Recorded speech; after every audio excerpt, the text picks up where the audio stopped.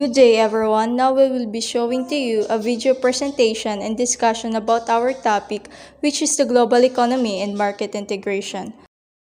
For this discussion, please listen carefully so that you can understand our discussion. The global economy is also known as the world economy. When we say global economy class, there is international exchange of goods and services.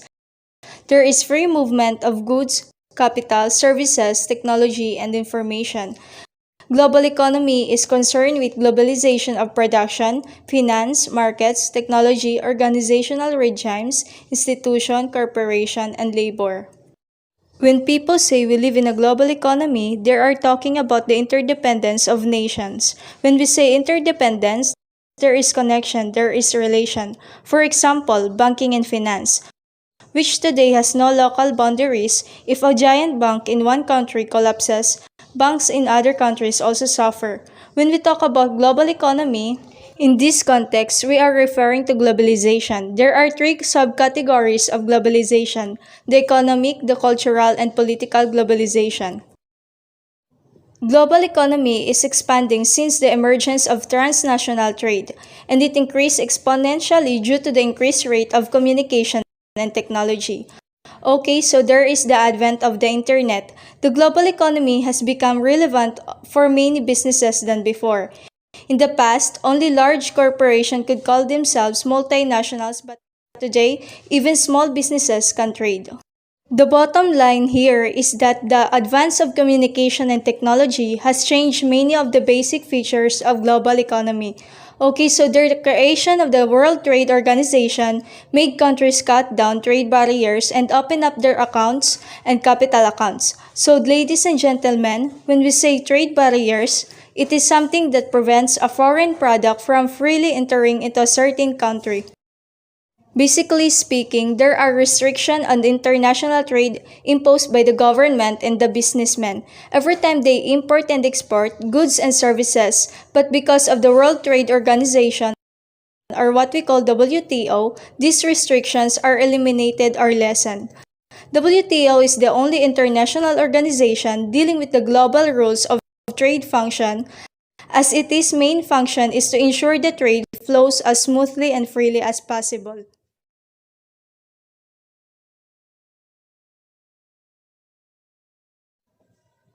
The global economy contains several characteristics. The first one is globalization. Globalization describes the process by which national and regional economies, societies, and cultures have become integrated through global network of trade, communication, immigration, and transportation, wherein these developments led to the advent of global economy. The next one is international trade. It is considered to be an impact of globalization. The international trade refers to the exchange of goods and services which help countries to specialize in products which they have a comparative advantage in. How? This is by having a country produce and export a certain product where they are best at, and of course, gain from it. This is actually an economic theory that refers to the economy's ability to produce goods and services at a lower opportunity cost than its trade partners. The third one is global investment. It is an investment strategy that is not constrained by geographical boundaries, so there are no boundaries set by locations. The last one is international finance. Here, money can be transferred at a faster rate between countries compared to goods, services, and people. This is what makes finance one of the primary features of global economy. Moving on to the market integration, so if prices among different locations or related goods follow the same pattern over a long period of time, then market integration exists. When a group of prices often move proportionally to each other, and when this relation is very clear among different markets, then market is integrated. An example of market integration, my dear students, is the Coca-Cola Company. So let's have a brief story of the Coca-Cola Company. This company started in 1886 and they maintained the same price for a very long period of time, delivering to the militaries in the United States until it reaches over 200 countries in the world. This company, of course, tried to market beverages at a very low price in order for them to expand their business in the other countries. They also made sure that their price is marketable to the same foreign countries, as different countries may differ in the customer culture. That is why they need to have a good strategy in order to move and sell their goods or product from one country to another. This is an example of market integration. This shows that market integration is an indicator of how much different markets are related to each other in today's global economy. Moving on to the next role of international financial institutions in the creation of global economy. So, international financial institutions, or IFI, are chartered by more than one country and therefore are subject to international law. The owners or shareholders are generally national governments, although other international institutions and other organizations occasionally figure as shareholder. Example, if the Philippines is a member of this financial institution, automatically our country is one of the shareholders and our country has the right to borrow money from it to be able to use it for our country's progress and development. Moving on to the IFI's International Finance Institution, number 1, we have the International Monetary Fund or the IMF. It is an international organization headquartered in Washington, D.C. It is an organization of 190 countries working to foster global monetary operation, secure financial stability, facilitate international trade, promote high employment and sustainable economic growth, and reduce poverty around the world. The second one is the multilateral development banks, which include the following. So let's start with the World Bank Group or WBG. It's a family of 5 international organizations that make leverage loans to developing countries where we belong. And the next here, we have the African Development Bank. The ADF contributes to poverty reduction and economic and social development in the least developed African countries by providing constitutional funding or projects and programs as well as technical assistance for studies and capacity building activities. So basically, African development banks are inclusive for African countries. Next one, we have Asian development banks.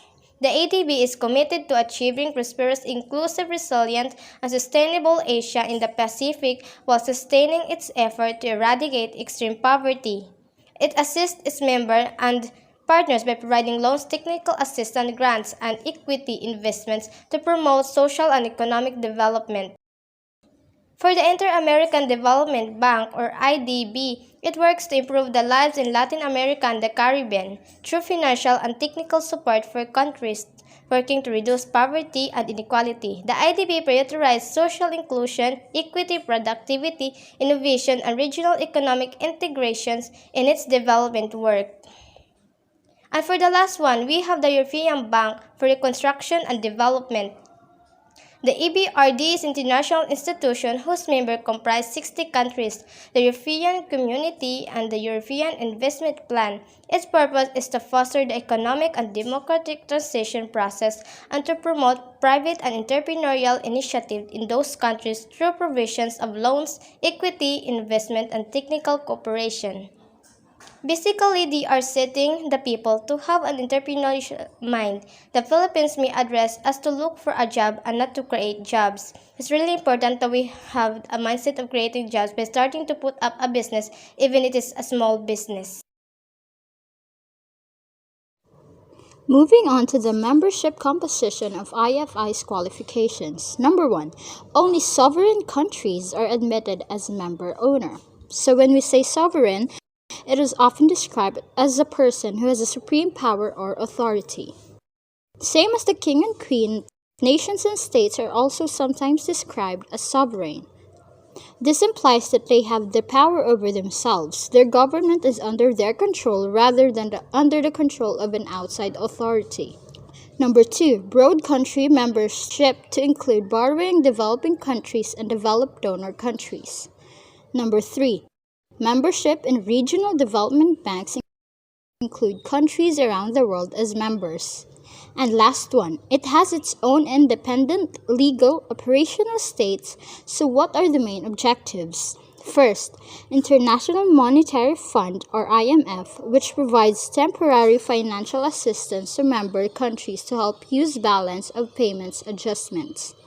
Second, the MDB or the Multilateral Development Bank provides financing for development to developing countries through long-term loans and maturities is up to 20 years. Imagine if our government borrowed money from the financial institution, then it will be paid in under 20 years. Another form of loan is very long-term loans, which is sometimes called credits. The maturity that spans for 30 to 40 years. Last one, grant financing by some MDBs for technical assistance, advisory service, or project preparation. Lastly, let us proceed to global corporations. Global corporation is known as global economy and also generally referred to as multinational corporation.